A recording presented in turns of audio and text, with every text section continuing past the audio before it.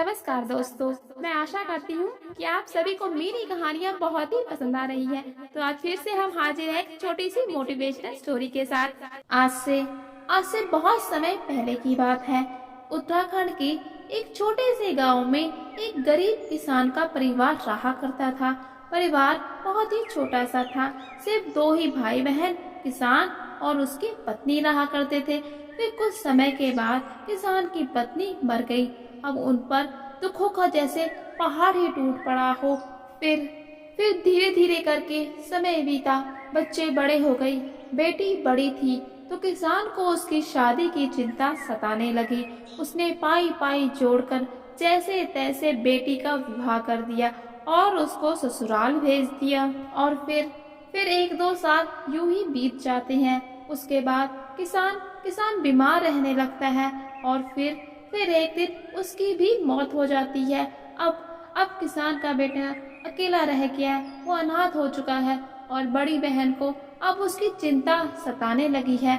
उसका उसका ससुराल भी इतना संपन्न नहीं था कि वो अपने भाई को अपने साथ रख सके। लेकिन लेकिन भाई की चिंता बहन को सताई जा रही थी। जैसे तैसे डरते डरते थोड़ी सी हिम्मत बांधकर उसने अपने ससुराल वालों से बात की कि वो अपने भाई को अब यहीं रखना चाहती है। ससुराल वालों ने भी उसकी बात मान ली, लेकिन कुछ शर्तों के साथ। और वो शर्तें थी कि तुम्हारे भाई को भूसे की रोटी खानी होगी और बिच्छू की सब्जी खानी होगी। बिच्छू बिच्छू एक तरह की पहाड़ी घास होती है जिसका इस्तेमाल सब्जी बनाने में भी किया जाता है। और तीसरी शर्त ये थी कि उसके भाई को गाय की गौशाला में गायों के बीच में ही सोना होगा और पशुओं को चराने की जिम्मेदारी भी उसी की होगी। लेकिन बहन क्या करती? भाई के प्रेम में वो मजबूर थी और उसकी चिंता उसे दिन रात रहती थी। सोचा उसने कि इसी बहाने से भाई कम से कम आंखों के सामने तो रहेगा। भाई भी लाचार था। उसने भी ससुराल वालों की शर्तें मान ली और अब भाई बहन की ससुराल में आकर रहने लगा। धीरे धीरे उस माहौल में वो ढलने लगा।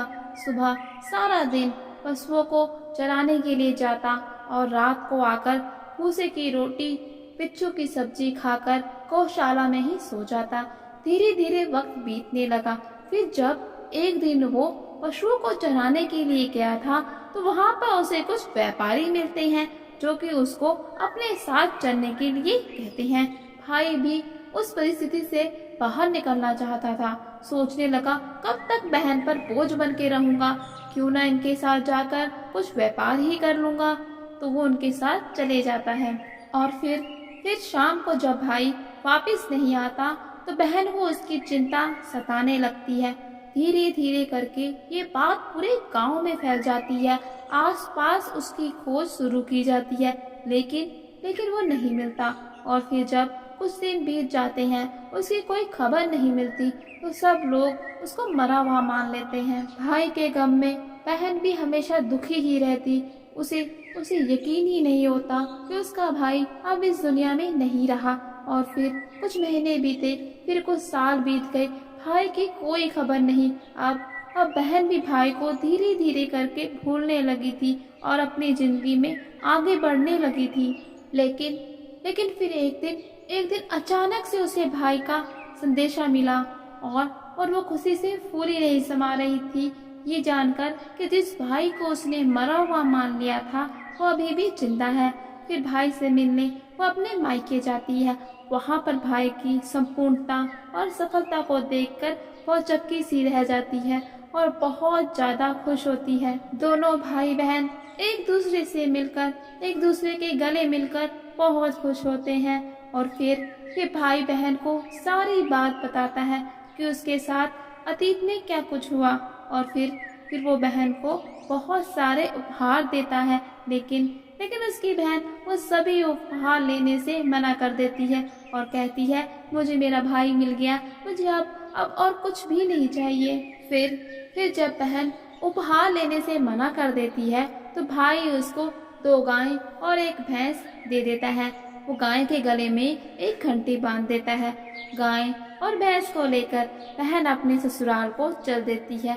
सुनसान रास्ते पे जब गाय चल रही होती है तो उसके गले की घंटी बजने लगती है और बहन मन ही मन कुछ सोचती है और मुस्कुराने लगती है और कहती है, ये घंटी का स्वर मानो कह रहा हो कि तुम्हें भूसे की रोटी, पिट्ठू का साग खाना होगा और गौशाला में सोना होगा। और फिर वो मन ही मन मुस्कुराने लगती है।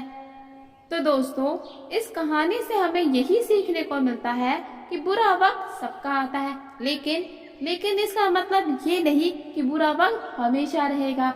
बुरा वक्त भी अच्छे वक्त की तरह हमेशा नहीं रहता, वो भी एक न एक दिन बीत ही जाता है। जरूरत होती है तो हिम्मत के साथ हमेशा आगे बढ़ते रहने की। तो वीडियो को लाइक शेयर करना बिल्कुल ना भूले और चैनल को सब्सक्राइब कर ले। और अब हम मिलेंगे अपनी अगली वीडियो में एक नई कहानी के साथ। तब तक के लिए नमस्कार दोस्तों।